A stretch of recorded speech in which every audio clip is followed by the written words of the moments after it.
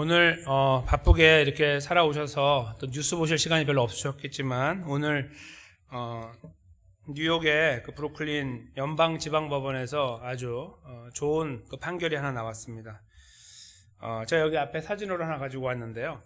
잘 모르시겠죠. 저도 뭐 처음 보는 사람이지만 관심이 없기 때문에. 근데 굉장히 유명한 가수라고 그래요. 켈리라고. R 켈리라고 이제 되는데 이 사람이 그 R&B라는 게 있대요. 미국의 그 음악 장르 중에. 그게 이제 뭐냐면 리듬 앤 브루스 뮤직 있잖아요. 그거랑 이렇게 합한 거라고 하는데요. 이제 그게 리듬하고 브루스 이거는 뭐냐면 그 1940년대에서 50년대 흑인들 사이에서 유행했던 음악. 근데 거기 가스펠도 있어요. 가스펠. 우리 복음성 있죠. 가스펠하고 블루스가 이렇게 하나가 되면서 나오는 이 미묘한 그런 리듬이라고 그래요. 이제 그게 이제 좀 우울하게 만들기도 하지만 힘도 주는 그런 게 있어서 굉장한 인기를 이제 끄고 있는 하나의 장르가 됐는데, 이 장르에서 아주 둘째가라면 서러워할 사람이 바로 이제 켈리라는 분이에요. 근데 이 사람이 이제 50대 한 중반 조금 아직 안 된 사람인데요. 이 사람이 엄청난 인기를 구가하다가 2021년 그러니까 작년 9월 27일에 납치, 매수, 성매매, 미성년자 성착취 등 14개 혐의로 공갈 그래서 어떻게 됐냐면 유죄 판결이 났어요. 이런 여러 가지 이유 때문에. 그래서 사람들이 그렇게 했어요. 이 사람 아마 한 90년 한 70년 정도 있을 거라고, 감옥에. 그러니까 죽을 때까지 있을 거라 그런 말이죠. 그렇게 해서 굉장히 죄질이 악하기 때문에 이제 그렇다라고 했는데, 이 사람이 오늘 30년형을 받았어요. 사람들이 이제 굉장히 기뻐했습니다. 근데 왜 이제 그렇게 됐냐면, 이 사람을 판결하기 전에 오늘 이제 법정에서 피해를 당한 사람들이 서서 이제 이야기를 하는데, 대부분 15살 뭐 이런 학생들이에요. 근데 그런 특별히 그쪽에 이 사람이 몰입해가지고 성범죄를 저지르고 가둬놓기도 하고 막 배설물을 바르기도 하고 막 그랬대요. 막 별의별 일들을 다 했어요. 그래서 그 아이가 완전히 그냥 미쳐서 죽을 지경이 될 때까지 그렇게 옥죄어오는 그런 일들을 하면서 밖에서는 멋있는 신사처럼 살아왔던 거예요. 그런 모든 것들을 바탕으로 해서 30년형이 내려졌는데, 저희가 이런 이제 하나의 사건들을 보면은 이제 잘 모르는 사람이지만 죄가 어떤 거였는지를 보고 그에 대해서 상응하는 결과가 주어지면 마음이 시원하죠. 이런 사람들이 갑자기 30년을 받았다가 어느 순간에 무죄가 돼서 방면된다? 그러면 이제 막 우리가 화가 날 거예요. 근데 그 언제 더 화가 나냐면은 이제 거기에 우리가 관련된 사람이 피해를 봤다고 하면 그러겠죠. 그러니까 지금 이 사람하고 우리하고 관계가 없기 때문에 30년을 받던 20년을 받던 뭐 중요한 거 아닌 것처럼 보이나, 만약에 누군가 우리와 관련된 사람이 이런 엄청난 그 죄에 연루가 돼서 피해를 받았다고 하면은 우리는 눈에 불을 켜고 다니면서 그 사람을 어떻게 하든 끌어내리고 평생 감옥에서 썩게 만들어야 된다라는 생각을 하게 될 겁니다. 그렇죠? 우리 안에 있는 하나님이 허락하시는 양심이에요. 그게 바로. 그러니까 악을 보면 참지 못하게 만드는 게 하나님이 원래 만들어 놓으신 거라는 거죠. 그게 저희 안에 있는데, 저희가 이것을 저희들에게 가져와서 잣대를 저희한테 들이매면은 이상하게도 또 이상한 반응이 나옵니다. 그렇죠? 그러니까 이 피해자가 아니라 가해자가 나와 아는 사람이거나 아니면 내가 가해자가 됐다고 하면은 피해 나갈 또 길을 찾잖아요. 우리도 모르게. 그렇죠? 이 형량을 줄여야 되고, 우리는 어떻게 하든지 내가 아는 이 사람이 어떻게 하든 거기에서 피해를 좀 적게 받아야 되고, 이런 생각들도 해요. 참 아이러니한 거고, 그 두 가지가 우리 마음속에 이렇게 담겨서 팔이 안으로 굽는다고 하는 말처럼 그렇게 또 반응하게 되는 경우들이 있습니다. 늘 그런 건 아니겠지만요. 저희도 이제 어쩔 수 없죠 하고 그냥 그렇게 처분을 맡길 수도 있겠지만, 또 어떤 경우에는 억울함을 느낄 수도 있고 그렇게 할 수 있을 거라고 생각이 들어요. 참 아이러니한 두 가지가 이렇게 저희 안에 담겨 있어요. 하나님을 보면 이 두 가지 모양을 저희가 보게 돼요. 오늘 본문이 이제 기가 막힌 내용을 저희에게 보여주고 있는데, 바로 오늘 재판과 같은 이야기예요. 근데 이 재판을 받은 어떤 사람이, 오늘 이제 본문에 제가 설명했던 이 현실 속에서는 R 켈리라고 하는 사람인데, 이 사람이 30년을 받았잖아요. 근데 만약에 항소를 했는데 거기에서 판사가 무죄 방면을 한다고 생각해 보세요. 그러면 세상에 정의는 없다 이렇게 말하겠죠. 매스컴에서는. 저희들도 그렇게 말을 할 수 있을 것이고요. 하나님께서 만약에 하나님 백성을 향해서 그런 어떤 판단을 내려서 저희들을 혼동케 하신다면 어떻게 생각하십니까? 오늘 본문을 한번 저희가 볼까요? 어떤 의미에서 두 가지가 하나님 안에 담겨 있다고 볼 수 있는지 한번 들여다보겠습니다. 이제 저희가 레위기가 끝나가죠. 레위기 26장은 어떤 내용을 다루고 있냐면 하나님 말씀을 잘 지키면 복 주겠다. 그 말씀이 나와요. 앞부분에. 잘 지키면 하라는 대로 하면은 내가 복 주고 강건하고 풍성하게 하겠다. 이 약속을 딱 하신 다음에 뒷부분에 더 길게 쓰신 내용이 뭐냐면 그러나 지키지 않으면 어떻게 할 거냐 이거예요. 그거를 조목조목 쓰시는 거예요. 그냥 지키지 않으면 벌 줄 거야 이렇게 단단하게 쓴 게 아니라 오히려 그 부분을 아주 자세하게 쓰고 계세요. 왜냐하면 저희들이 굉장히 영악하기 때문에 하나님 말씀을 대충 받으면 피해 가려고 할 거 아니에요. 하나님이 피해가지 못하게 딱딱 막아놓는 거예요. 잘못된 거는. 잘된 거는 넓게 열어놓고 이렇게 좁게 딱 만들어 놓고 이런 거는 넓게 해서 딱 이렇게 완전히 방어막을 형성하시는 거죠. 피해 나가지 못하게. 그 내용들이 쭉 나오거든요. 이제 그 마지막 부분이에요, 이게. 마지막 부분에 어떤 일이냐면 이제 그들이 말을 해도 안 들어. 이스라엘 백성들이 자꾸 이거 지키라고 했는데 안 지키면 어떻게 할 거냐면 처음에 탁 이렇게 치다가 그래도 안 지키면 뽑아버리겠다. 그렇게 이제 말씀하세요. 오늘 거기 이제 한번 40절을 먼저 보시면 이제 타닥 이게 벌을 받고 있어요. 막 맞고 있으면은 그들이 자기 죄와 그 열조의 죄와 및 그들이 나를 거스린 허물을 자복하고 또 자기들이 나를 대항하였으므로 계속 41절에 나도 그들을 대항하여 그 대적의 땅으로 끌어갔음을 깨닫고 그 할례 받지 않은 마음이 낮아져서 죄악의 형벌을 순히 받으면 자 이제 맞고 또 때로는 뽑혀서 다른 곳으로 포로로 잡혀가는 일들이 벌어질 수도 있는데 그 상황 속에서 하나님 나는 억울합니다. 여기 핏대를 세우면서 목을 곧게 하고 그렇게 하나님을 거스리고 저항하는 것이 아니라 그 상황을 쫙 훑어볼 때 이거는 내 죄일 수도 있고 우리 가문의 죄일 수도 있고 우리 나라의 죄일 수도 있고 아니면 심지어 우리 조상의 죄일 수도 있어 라고 하면서 그 형벌에 대해 순히 복종하고 받게 되면 그런 말입니다. 그러면 42절에 내가 야곱과 맺은 언약 여기 세 사람이 나오죠. 야곱 위에 이삭 그 위에 아브라함까지 나와요. 야곱, 이삭, 아브라함과 맺은 내 언약을 약속을 생각하고 그 땅을 권고하리라 이렇게 이제 말씀하셨어요. 그러니까 조건이 나와죠. 죄송합니다. 잘못했습니다 하고 할 때 하나님께서 기억하고 자비를 베풀 것이다. 권고하겠다 이렇게 말씀하셨는데요. 그 다음으로 좀 이제 넘어가서 그 다음 내용을 보겠습니다. 그들이 나의 법도를 싫어하여 나의 규례를 멸시하였으므로 그 땅을 떠나 사람이 없을 때에는 땅이 황폐하여 안식을 누리고 그들은 자기 죄악으로 형벌을 순히 받으리라.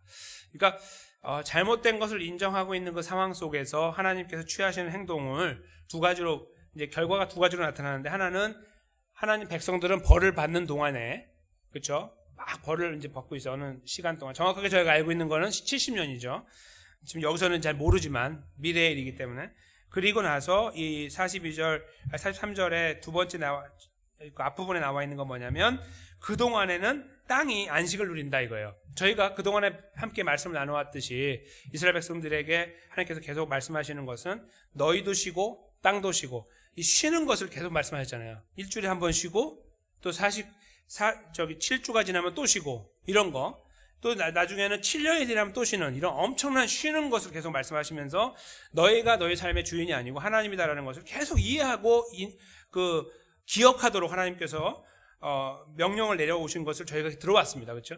근데 그런 것들이 여기에서 이루어지는데 어떻게 이루어지냐면 이스라엘 백성들이 하나님 말씀을 만약에 어기고 가면 땅이 쉼을 얻지 못하고 가는 거예요. 그들이 욕심을 부려서 땅을 안 쉬고 희년이고 뭐고 다 없는 거예요.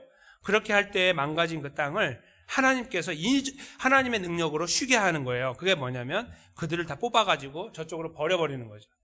저 먼 땅으로 보내고 여기에는 아무것도 농사를 짓지 못하도록 다 이렇게 폐허를 만들어 버리는 상황이에요. 실제로 이스라엘이 이렇게 돼서 70년이라는 시간을 나중에 지금 말고 한참 뒤에 가게 되잖아요. 다녀왔을 때에 그 땅이 보기에는 황폐했으나 이 토질 자체는 완전히 좋은 땅이 됐겠죠. 70년 동안 쉬었으니까. 그렇죠? 하나님께서 그렇게 이제 말씀하세요. 땅은 쉬고 너희가 쉬지 못하게 한 땅은 쉬고 너희는 그 죄로 인하여 그쪽에서 형벌을 받게 된다. 이렇게 말씀했어요. 44절하고 이제 45절로 가면서 여기에서 한 가지 저희가 생각할 부분을 이제 찾으려고 하는데요. 이제 그런 상황에서 그런즉 그들이 대적의 땅에 거할 때에 내가 실어 버리지 아니하며 미워하지 아니하며 아주 멸하지 아니하여, 이렇게 말씀을 이제 세 가지를 이제 아니한다는 것을 세 가지를 말씀하시는데, 이 내용이 뭐냐면은 이거예요. 그들이 오늘 본문 앞부분에 하도 잘못을 하는데 아무리 말해도 말을 듣지 않아요.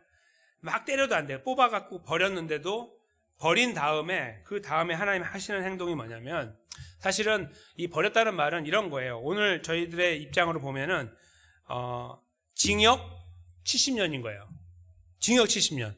그들이 70년 동안 포로가 됐다 올 거니까 오늘날 저희가 쓰는 말로 하면은 징역 70년을 받는 거예요. 그러면 사실은 거기까지 갔으면 하나님은 이스라엘과 관계를 끊어버리셔도 아무도 뭐라고 할 수 없고, 70년이라는 말은 세대, 30년을 한 세대로 보기 때문에 두 세대가 바뀌어진 거예요. 그 정도의 시간이 지날 정도로 하나님께서 이스라엘 백성들에게 형벌을 내리셨다면 그 끝자락에서 다시 회복하는 일을 굳이 안 하셔도 된다는 거예요. 그게 상식적으로 더 맞는 이야기라 이거죠. 그들이 그리고 더 회복할 수 있는 어떤 아무런 가능성도 가지고 있지 않는 부모로부터 태어나서, 그렇죠? 다 망가진 부모 밑에 태어났고 그 다 망가진 할아버지 할머니 밑에 태어났기 때문에 뭐 여기서 회복하고 뭐 다시 하나님 찾고 하는 것들 자체가 점점 더 불가능한 상황으로 가는 그런 환경이기 때문에 더더욱 하나님께서 그들을 향한 어떤 회복이나 이런 것들을 말씀하지 않으셔도 된다는 거예요. 그런데 그들이 거기에서 그렇게 헤매이고 있는 동안에 하나님이 하시는 일은 뭐냐? 그것은 버리지 않고, 첫 번째요. 그 다음에 미워하지 않고, 그리고 아주 망가뜨려 버리지 않겠다, 멸망시키지 않겠다, 이 세 가지를 말씀하신 거예요. 그리고 나서 그렇게 하는 것이 내가 그들과 세운 언약을 하지 않는 결과를 낳게 된다, 이렇게 말씀하신 거예요. 그러니까 이 언약은 아까 말씀드린 42절에 나와 있는데, 아브라함, 이삭, 야곱과 세운 언약이에요. 내가 너의 후손으로 나의 백성을 삼을 것이다, 영원히 나의 백성을 삼을 것이라는 그 약조 때문이에요. 아브라함이 그걸 지키기 위해서 최선을 다하지 못했고요, 이삭 마찬가지였고 야곱도 똑같았어요. 다 인간적으로 무너지고 약한 모습으로 살아왔으나 하나님 아버지께서 신실하심으로 그들을 지키시고 나라를 형성하시고 오늘 여기까지 인도하셨죠. 출애굽시키시고 여기까지 왔어요. 모든 것을 하나님이 하셨어요. 근데 앞으로 그들이 이렇게 이루신 하나님의 역사에 대해서, 이 언약에 대해서 간과하거나 무시해버리고 살면 하나님이 벌을 내리시는데 여전히 그들을 완전히 짓누르지는 않겠다는 겁니다. 언약 때문에. 이게 어떤 의미냐면은 70년을 선고했는데 마치 70년을 없애버리는 것 같은 느낌이에요. 왜냐하면 70년이 지난 다음에 사실은 그들과 하나님과의 관계는 너무나 요원하고, 70년이라는 것은 원래 하나님이 세우신 기간이지 그 메시지를 듣지 않은 사람들에게는 영원한 하나님으로부터 버림받은 그런 상황이었을 거예요. 그들에게는. 그러나 하나님께서 예레미야를 통해 주신 말씀 때문에 그 말씀을 귀담아 듣는 사람들이야 70년이라는 시간을 귀담아 들었겠죠. 그러나 그렇지 않은 사람들은 영원히 우리는 버림받았다고 생각했을 상황이에요. 근데 하나님은 그 끝자락에서 다시 관계를 회복하겠다고 여기에 말씀하고 계시는, 참 대단하신 말씀이고 놀라운 말씀이죠. 여기에 지금 아직 광야에 있는 상황들이거든요. 약속의 땅에 들어가지 않은 이스라엘 사람들이 나라도 아직 형성해 보지도 못했어요. 근데 아직도 한 수백 년의 시간이 지난 다음에 이를 말씀하고 계시는 거예요. 근데 그것을 이렇게 너희가 될 거니까 이건 너의 운명이라는 말씀하시는 것이 아니라, 그렇게 하면 내가 이렇게 혼내주겠다, 그런 말씀을 하시는 것 뿐이에요, 원래는. 근데 결국은 그 자리로 이스라엘이 치닫고 말았어요. 다 무너지고 말이죠. 이 마지막 절을 저희가 보면서 이제 언약에 대한 내용을 저희가 좀 마무리를 하려고 하는데요. 내가 그렇게 그 70년이라는 시간이 지난 다음에 그들을 다시 붙잡고 돌아올 거라고 하는 이 약속을, 또 하나의 언약인데, 이 언약을 이스라엘 백성들에게 지금 이렇게 증명시키는 거예요. 이게 바로 증거다, 그거예요. 그 증거가 뭐냐면 출애굽인 거예요.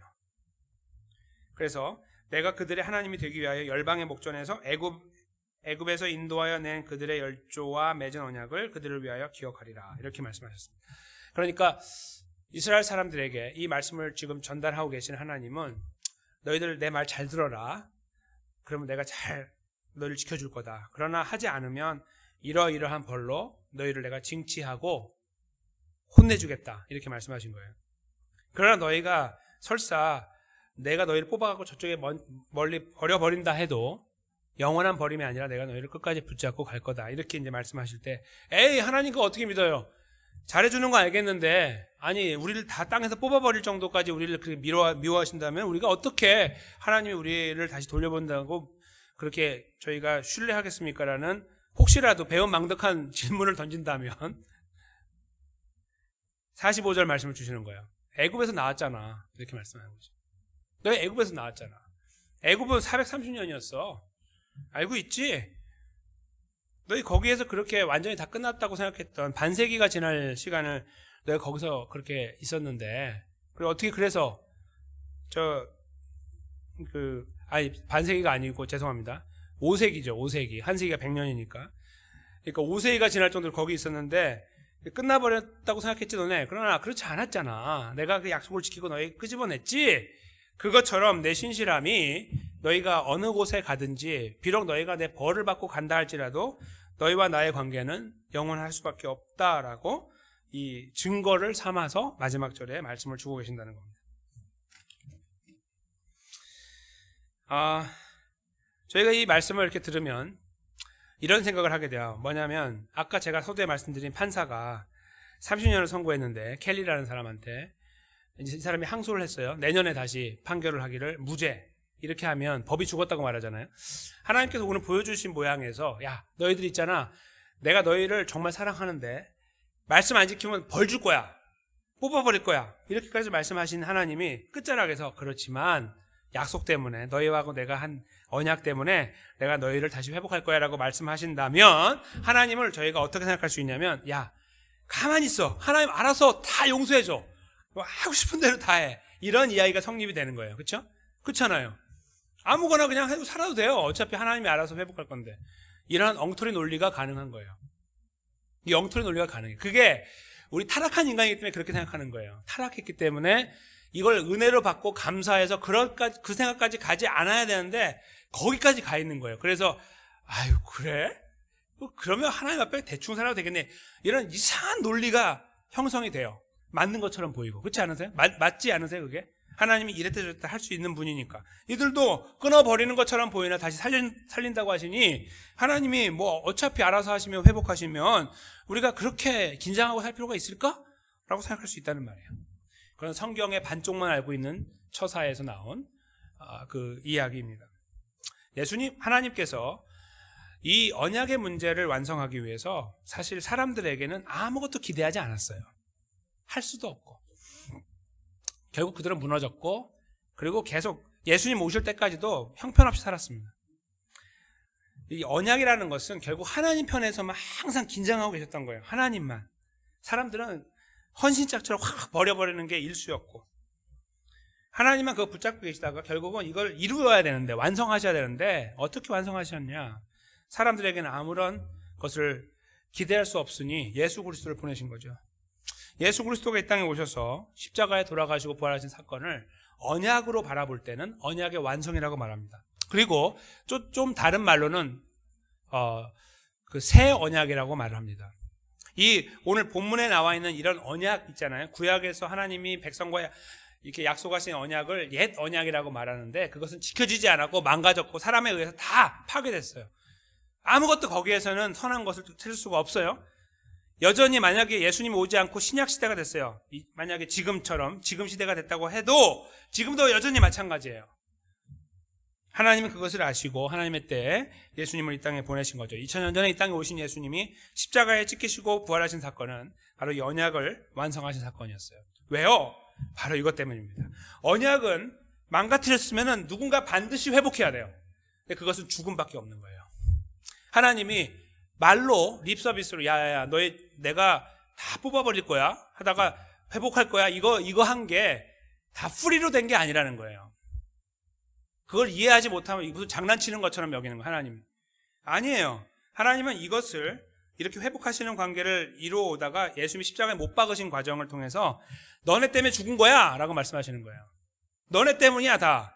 그리고 앞으로 태어난 너희들 때문이야 이렇게 말씀하시는 거죠. 너네가 어차피 망가지고 내 말을 못 지키니까 이 방법밖에 없다 이거예요. 예수님의 십자가의 그 공로가 언약의 대가였다는 거예요. 그러니까 하나님은 어떻게 하신 거냐면 오늘 켈리 케이스로 본다면 켈리를 30년 선고했던 판사가 내년에 만약에 무죄를 하면 자기가 죽는 거예요. 내가 켈리 대신 나를 죽이시오. 이 사람을 나를 죽이고 이 사람을 풀어주시오. 이런 이야기가 되는 거예요.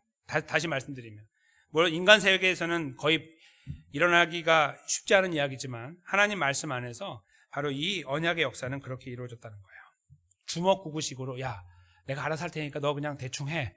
다 살려줄게. 이런 말씀이 아니라 너희가 그렇게 망가지고 그렇게 형편없이 살아도 내가 너를 사랑하고 지키고 너를 포기하지 않고 품고 끝까지 책임져 나가는 이유는 예수 그리스도 때문이야 라고 말씀하시는 거예요.